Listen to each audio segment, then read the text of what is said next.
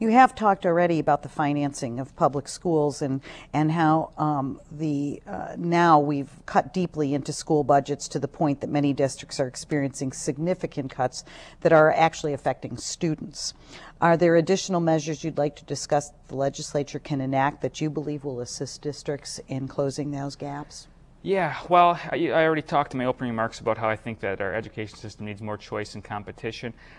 Your question was about adding how we can assist districts, and I understand that, and that's important, but we also need to look at how the system is currently set up. It might not be just about finding a way to assist districts with funding. It might be looking at the structure of the entire system and asking ourselves, is this the way that things should be structured? Wisconsin currently spends over $10,000 per pupil each year on education.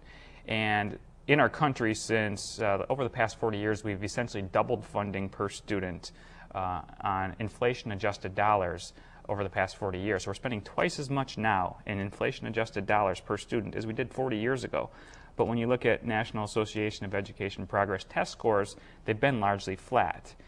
So we're spending twice as much money for the same results. And I think what I've seen in my district, what I've seen throughout the state and the nation, is people are getting frustrated with that. We're constantly increasing funding, but things aren't really changing when it comes to outcomes.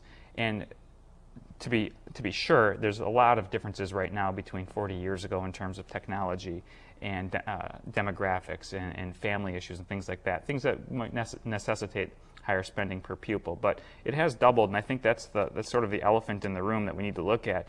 It's not so much an issue of figuring how do we get districts more money year after year after year. It's trying to figure out, well, what's the structure of the system that it should look like, and then how do we fund that? I'm more in favor of funding children than funding schools. I think each child is unique. Each child learns in different ways. A school that might be a good school for one child may not be the best school for another child.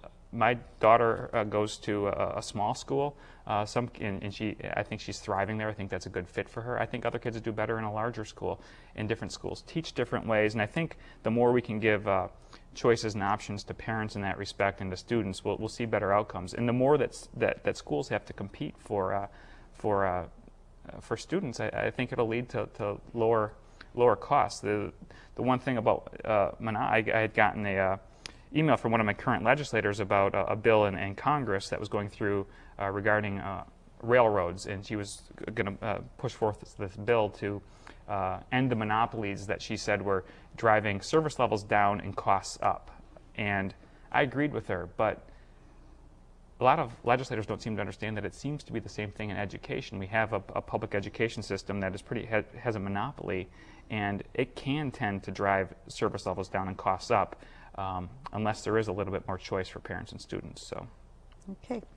Turning to another significant issue, transportation issues such as regional transportation authorities, high-speed rail, and infrastructure construction and maintenance are significant issues to the citizens of the state.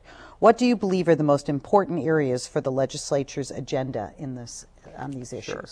Well, we have to continue investing in roads. I mean, 70% of freight moves by roads in this country. As much as we'd like to for the environment and for different things to drive down the amount of road miles traveled and things like that, automobiles are still going to continue to be the main source of transportation for people. So investing in roads and bridges and infrastructure like that is going to be critical moving forward. We need to stop raiding the transportation fund. We can't go take money from the transportation fund to spend it on other things and then borrow to replace that money. That needs to stop too. The one thing I think we really need to do is be better stewards of the public's money. When I look at the train issue right now, it sounds like a nice thing, and it sounds like it would be a good environmental thing, and it sounds like it would be good to reduce traffic.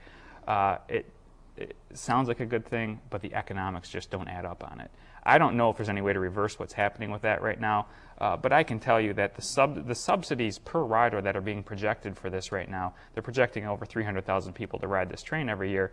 The subsidies per rider are ranging anywhere from $26 to $150 if you add in the $810 million cost that is being used to build the train. Wisconsin has already said that it's going to be a $7.5 million annual subsidy per rider just in operating costs. When that's the $26 taxpayer subsidy per rider, per trip. When you add in the capital cost to build the train, it goes up to $150 per rider taxpayer subsidy. You can take Badger bus to Milwaukee for $20, and that's not subsidized. And so we're going to replace people taking the bus at $20 that's not subsidized with a train that could be anywhere from a $26 to $150 taxpayer subsidy. It just doesn't make sense to me, even though the concept sounds like a good idea.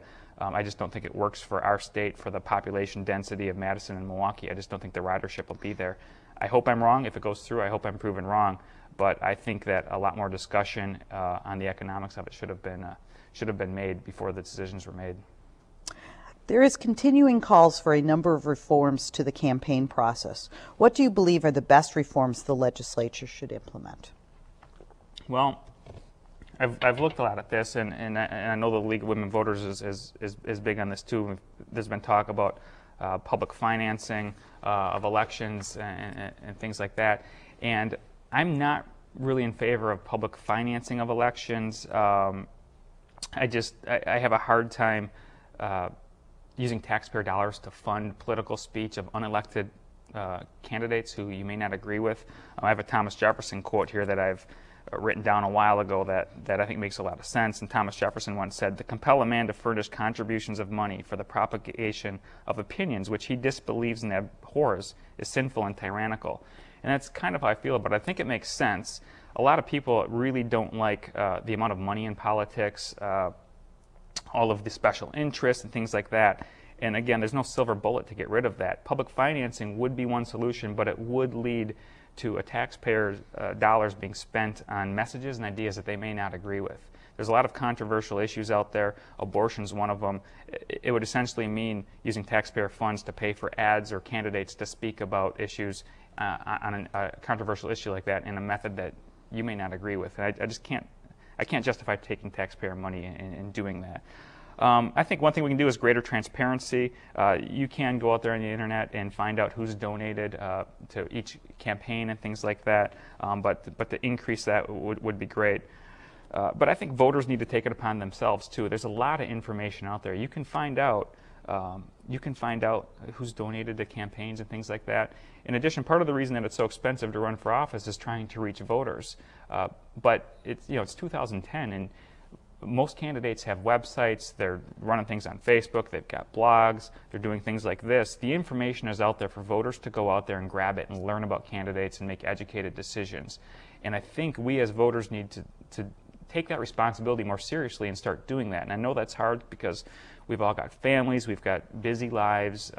Most people don't live and breathe politics. They're not political junkies such as myself. I understand that. But if we really want to take the money out of it, use the low-cost resources that are available right now. Go out there and find the information that's out there, because you can do it from your living room at night without spending any money. And right now, the way things are, candidates are spending gobs and gobs of money on political ads and mailers and things like that, all in an effort to reach you. And I think that would be one thing we could do to try to make it so that we didn't have to do so much of that. Okay.